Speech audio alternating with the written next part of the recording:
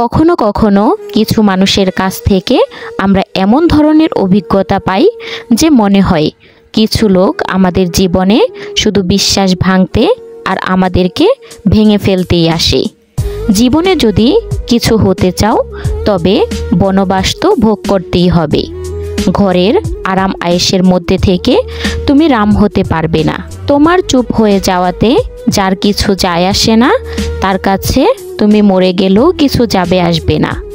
কখনো কখনো মানুষকে সেই সম্পর্কগুলোও ক্লান্ত করে দেয়, যা এক সময় তার শান্তির কারণ ছিল। জীবনে এমন একটা সময় আসে যখন কোনো কিছুই আর প্রভাব ফেলে না। জীবনে মন যে পরিস্থিতিকে মেনে নেয় সেটাই সুখ হয়ে যায়, এবং যে পরিস্থিতিকে মন মেনে নেয় না সেটাই দুঃখ হয়ে যায়।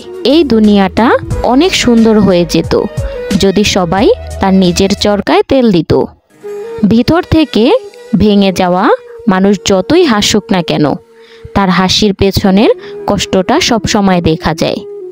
যদি কেউ তোমার কাছে কোনো আশা করে তবে সেটা তার প্রয়োজন নয়, বরং তোমার ওপর তার বিশ্বাস। ফনা তোলার আগেই সাপের মাথা থেতলে দেওয়ার কৌশলটাও শেখা উচিত, কারণ সাপের ভয়ে জঙ্গল ছেড়ে যেতে নেই। তুমি যত সহজ সরল আর নরম মনের হবে, ততটাই চালাক এবং বেঈমান লোকেরা তোমাকে ছুঁড়ে ফেলে দিবে।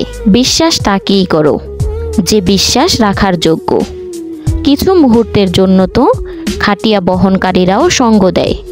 সৎ মানুষের উপরও ততটাই বিশ্বাস রাখো যতটা বিশ্বাস ঔষধের ওপর রাখো। তারা হয়তো একটু তেতো হবে, কিন্তু তোমার জন্য অনেক উপকারী। সেই মানুষগুলোকে গভীর সমুদ্রে ছুঁড়ে ফেলে দাও, যেগুলোতে প্রয়োজনের সময় স্বার্থ এবং মতলবের গন্ধ আসে।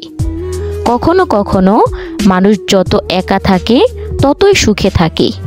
সেই সমস্ত মানুষের থেকে দূরেই থাকো যারা কখনো তোমার কাছের হওয়ার কদর করেনি।